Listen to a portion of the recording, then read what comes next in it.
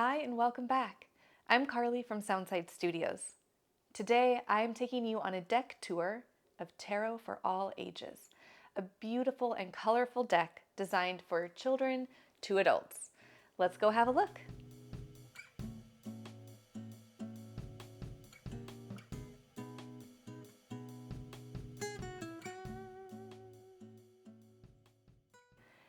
Let's start with the major arcana, specifically card 0, the Fool, representing trust, hope, spontaneity, and beginnings.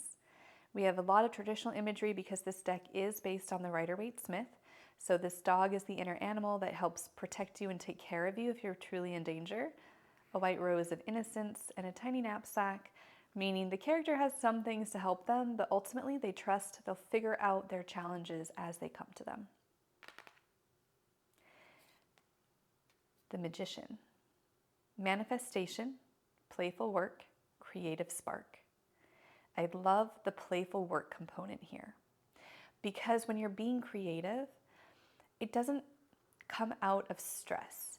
True creativity comes out of curiosity and play. And the Magician is a really active card that represents potential being manifested and problem solving that's occurring or innovation occurring. And so there's this innate, almost childlike element to the Magician where they ask, how could we make something better? How could we approach something differently? And they have to have a different perspective than what's existed before. I like that quality of playfulness here, and I think that needs to be more commonly adopted. The High Priestess is here labeled as the Dreamer. Since we're using these cards for all ages, the High Priestess is a pretty confusing title, and Dreamer is something more people are going to connect with and understand right off the bat if they're not familiar with tarot. I definitely love the darkness of this character. She represents intuition, mystery, and deeper understanding. I think you can really let this character be who she needs to be for you, whether that's something that you're afraid of or something that you're welcoming. She is very changeable, and having her up in these clouds is just ethereal. Up next is the Empress. She represents abundance, nature, nurture, growth, and harmony. The colors are fantastic, and I like that you have a hummingbird that's coming out to drink from these flowers in her hair. It just shows this interconnectedness and a beautiful sense of ecology and nurturing. I mean, it really, really represents her words well. The Emperor represents strategy, stability, wisdom, and protection. Typically, our emperors are a lot more aggressive looking. Here, we have that red color to represent power, but it's tempered with this calm blue. And so I like that there's a balance of wisdom here. That's kind of new for an Emperor card, and I think that's a great representation of the Divine Masculine being used in its best light. Our Hierophant became the Mentor, exactly the word I use to describe this card. Keywords are life lessons, spiritual guidance, and enlightenment. Enlightenment is certainly a bold word to use when we're only 5 cards into a tarot journey, but it's nothing that we should shy away from. It's a wonderful thing to seek. So I like how this character has the keys to wisdom, along with these beautiful jewels, and is standing on a book. Very, very cool. The Lover's card has become Unity, a fantastic modern representation of what that card was supposed to mean back in the day. Unity here is the connection of 2 people. So our keywords are connection, harmony, collaboration, and love. And importantly, this can be within yourself. This can be a connection to the work you're doing or a connection to others. It just shows a sense of continuity and connection. It's gorgeous. The Chariot has seahorses. So delightful, representing willpower, action, determination, and confidence. There isn't a sense of a rush, but there is a sense of confidence and moving quickly. And so this calm blue offers some serenity with a great sense of movement where you can see these seahorses' heads going up and down with the bubbles. And I think even the fish here are moving quite quickly as well. Great, great representation. The Strength card is inner confidence, determination, influence, and compassion. I love the three words here: inner confidence, determination, and compassion. The compassion is huge because that's that quality of love that's consistent and stands the test of time. Again, this blue color is so peaceful. Her figure 8 is here in her hair, and she's resting on a lion that's going crazy. So a cool balance of the inner animal and then the wise mind. The Hermit is no longer an old man in this card. It's a kid that another child, if they were reading this deck, would identify with. It represents solitude, guidance, independence, and wisdom. The Wheel of Fortune represents luck, a turning point, and repeating cycles. That's an interesting interpretation, a repeating cycle, almost like a karmic cycle, I suppose. If you're caught in that wheel of samsara, it takes a lot to break out of it. So I think that's a really good modern interpretation. I also like how they simplified this whole motif, but they've still made it as cryptic as it was intended to be originally, because sometimes we are simply not meant to know what's next. We just got to go with it. Justice is truth, fairness, cause, and effect. The heart and the mind must work together to create good decisions. And so this is about reflecting on your life choices.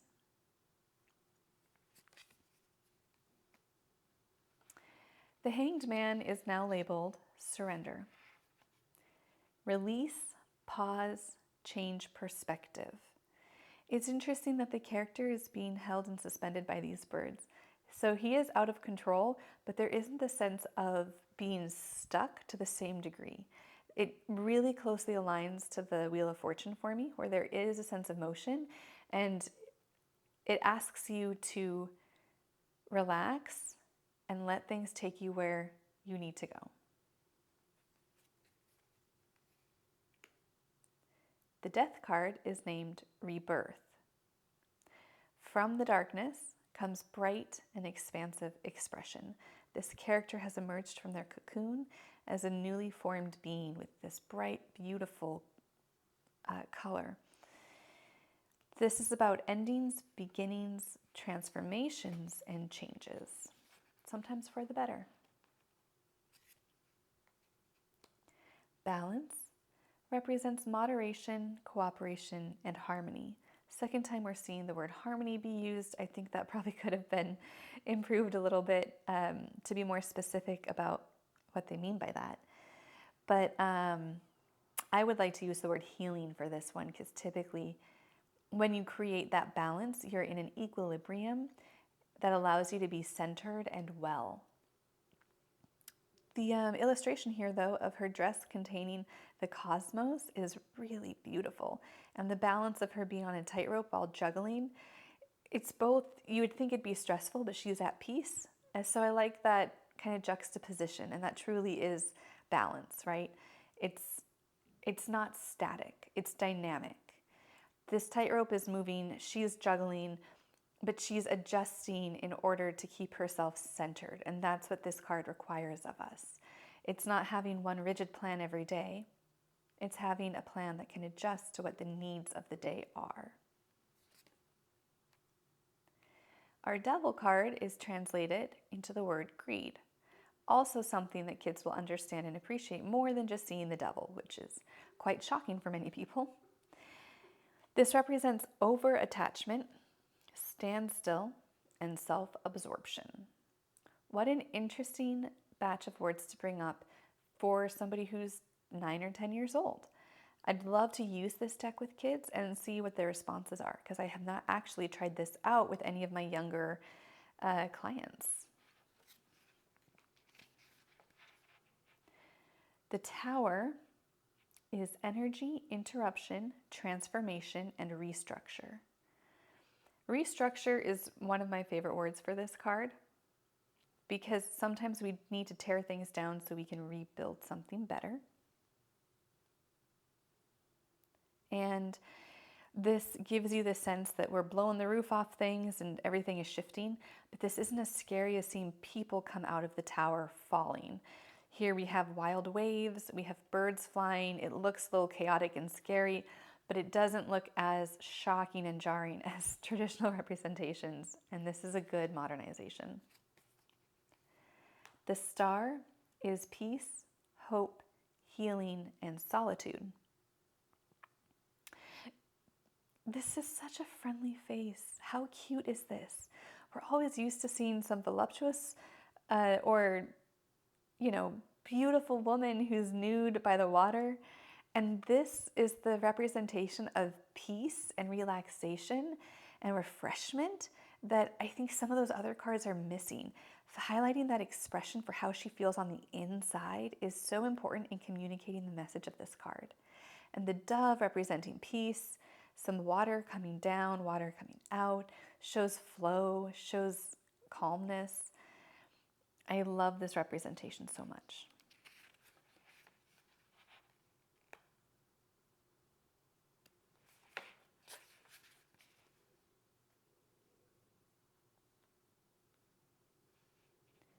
The moon is chaos, illusions, indecision, and intuition. The chaos surprises me here. I would say maybe inner chaos, but still, I've never seen the moon as being a conflict card, and this one looks pretty peaceful. Illusions, that's a really good one, and even indecision, because it does require an inner journey for you to figure out your answers, and you have to pull the different pieces of yourself, the idea that just arose, your inner animus, the calm part of you and the wild part of you. This is all about that inner journey, and it helps you answer those decisions. It helps you access your intuition and identify what's an illusion, because the moon distorts the light. Shadows are cast by the moon, and it can make it hard to know what's real and what's not real, because the moon only reflects the light. It's not the source of light. So it's good to remember that when you're working with this card. By contrast, the sun is our source of light. In this deck, it represents joy, energy, radiance, and love. Love is not typically associated with this card, but I like it here because the sun is taking care of this flower, is creating warmth and radiance that allows the flower to flourish. Very storybook, ideal scenario, and beautifully drawn. Next up, awareness, clarity, and purpose are the key words for idea. And that is your judgment card. The judgment card is really confusing for most people who aren't familiar with its history as representing Judgment Day. They take the word judgment to be very literal. Well, that was not the original intention. And so this makes more sense because judgment, the card, represents having an epiphany, right? Awareness, clarity, and purpose. Hearing a higher calling, knowing what you need to do next. And so an angel who's putting this idea into a person's head represents that very well. The last card in the major arcana is the World. Here, a character is coming full circle. Keywords are wholeness, inner peace, and self-acceptance. Wonderful. Let's get started now on the wands. Looking at the wands, the Ace of Wands is new action, eagerness, and movement. The Two of Wands, choice, deliberation, options. The Three of Wands, progress, active, waiting, and travel. Never seen any three of those representing the Three of Wands, but I'll take it in this deck. The Four of Wands, resolution, harmony, and completion. Five of Wands, change, conflict, unraveling. Six of Wands, triumph, overcoming obstacles, arrival. Seven of Wands, navigation, improvisation, and persistence. Eight of Wands, alignment, enthusiasm, limitless energy. I'll take some of that. Nine of Wands, concern, self-protection, reassessment. Yes, absolutely must be reassessment. 10 of Wands, weight, perseverance, and organization. Now we move into the court cards. The Apprentice of Wands, enthusiasm, ideas, new plans.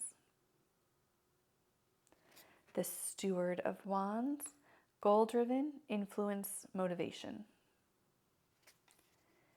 Guardian of Wands, nurture, honesty, and independence. That would be our Queen of Wands traditionally. I love that we kept the cat. And the Sage of Wands, vision, loyalty, and respect. All right. Just remember, if you're enjoying this deck tour, please like and subscribe and leave a little note down in the comments. Let's keep going. Let's look at the Suit of Cups. The Ace represents love, abundance, and emotional beginnings. I love that. The Two of Cups is partnership, collaboration, and emotional exchange. Emotional exchange, what I like about that is it could be a good thing and it could not be, depending on what you have the capacity for or who you're exchanging what with. So it's a card that could go either way, but it shows a sense of closeness and an emotional intimacy between these characters. As they hold hands, they also connect through their head. Cups represent the heart, our emotions, and so they're truly sharing the depths of each other in their relationship. And the fact that it's a cat and a bird is adorable. Two mortal enemies connecting emotionally. I love it. The Three of Cups is about celebration, joy, and good outcomes. That feels a little predictive to me, so I wouldn't encourage anyone to use the good outcomes as the definition of this card. But celebration, joy, and I often associate this with friendship as well versus romantic partnerships. This is more community-based and friendship-based. Very important relationships for us to cultivate. The Four of Cups is dissatisfaction, retreat, and surrender.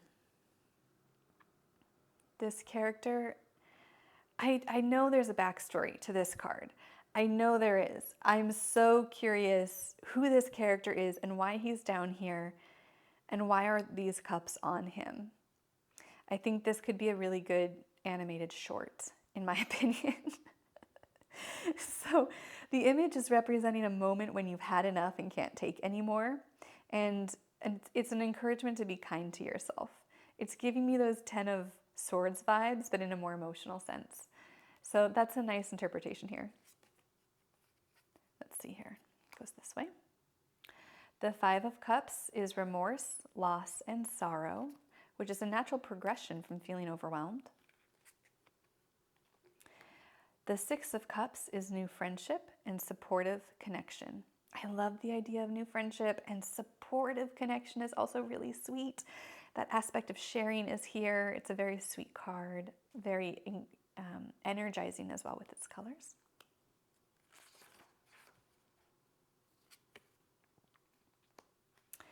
The Seven of Cups is options, dreams, and illusions. I notice a lot of the keywords in this deck are reused, and so that means that some of the cards lack clarity and clear lines between what represents what. I always like to imagine tarot cards as a quilt, and each one has its own square of meanings, and when you put it all together, you have full definitions. You have, everything you need to be a human. But when it comes to this card, I recommend applying options and dreams here. And then I even like brainstorming as an idea with this card because, again, like it creates options, creates ideas from which you can choose. But the first step is to acknowledge everything that's out there, and then you can start critiquing it and deciding which option you go with. The Eight of Cups represents shifting and something left undone. So a balancing act, this card represents a balancing act that has been abandoned mid-project. Whatever was started won't be finished. That would be a good animated short too. I would watch that one. The Nine of Cups, satisfaction, fulfillment, and self-worth. I love that fox just tucked up and cozy on top of everything he has. And 10, happiness, relationships, and harmony. Absolutely keeping that rainbow alive, celebrating what we have. I wish this card was a little bit brighter and had some other colors in it, like maybe some pinks, some greens, just to really give us that sense of a full spectrum, because it typically represents having, dreams come true.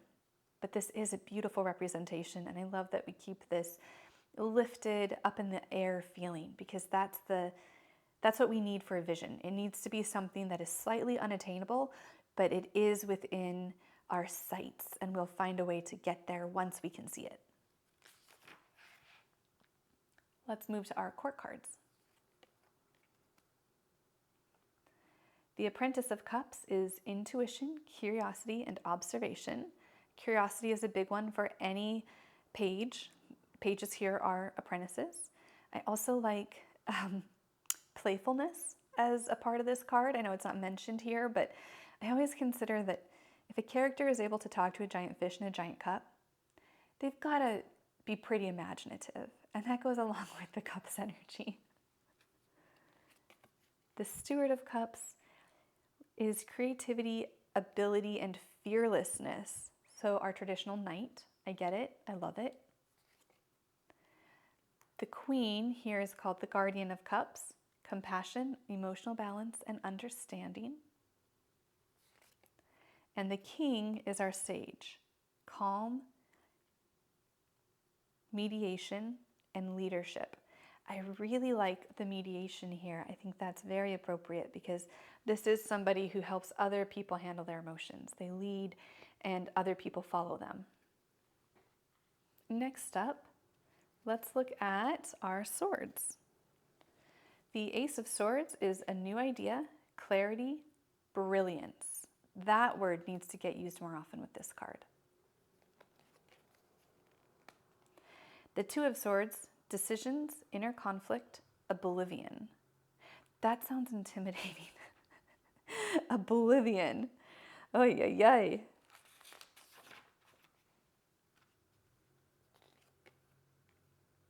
The Three of Swords, old heartache, grief, understanding. What an interesting spectrum. What a very interesting spectrum. The Four of Swords, retreat, rest, calm before a storm. A little bit daunting there. These cards are the swords here, they got dark. They got dark. The Five of Swords isn't getting any brighter, friends. Seeming defeat, consideration, and waiting. Totally different than what I would typically apply to this card, but of course, when we work with a different deck, we integrate what the artist wanted us to interpret with their image. So I'll take it. Six of Swords, hope, improvement, plans, and beliefs. Nothing like what I typically interpret this card to be, so I'll take it. The Seven of Swords, indulgence, unexpected gifts, and surprise. The Eight of Swords, feeling stuck, trapped, momentary indecision. The Nine of Swords, stress, worry, intense dreams. The Ten of Swords, discouragement, loss of control, hope against all odds. Man, these are intensely interpreted here. I would alter these significantly, but we are working with what we've got and we're going to make the most of it. Coming into the court cards, the Apprentice, decision, knowledge, and fresh perspective. The Steward, eagerness, spontaneity, and motivation. The Guardian, thoughtfulness, intelligence, reflection. The Sage, calm, mediation, leadership. And so definitely the same as it was in the Cups card, and does not take into account that swords are different because swords represent the mind. I would have chosen some different keywords here, but yeah, this is a character that leads with their logical thought processes. Last but not least, let's look at our Pentacles. Beginnings, new projects, and new connections. The Two of Pentacles. Steadiness, balance, choices.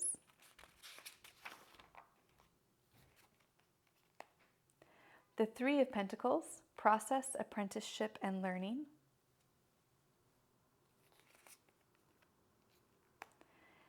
The Four of Pentacles. Structure, solidity, strengthening. The Five of Pentacles. Isolation, solitude, reflection. The Six of Pentacles, giving and receiving. I like that relationship between nature and the person, that it's not a second hand, it's actually the earth, it's a flower. The Seven of Pentacles, patience, harvest, delay.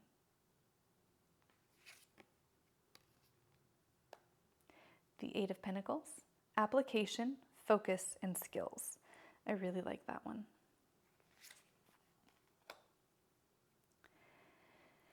Nine of Pentacles, luxury, enjoyment, self-care. You know someone cares about themselves when they're wearing pom-poms on their boots. The Ten of Pentacles, happiness, satisfaction, holding things lightly. Very interesting. Never heard that one before. And coming into our court cards, Apprentice, practicality, strategy, and focus. Diligence, responsibility, routine. The Guardian, protection, generosity, and health. Here we have something new. The Sage, insight, victory, and stability. So that was tarot for all ages. I hope you enjoyed it. What was your favorite card? Make sure to let me know in the comments. Please like and subscribe for more stuff like this, and follow me on the socials to stay in touch. I'll see you next time. Happy reading.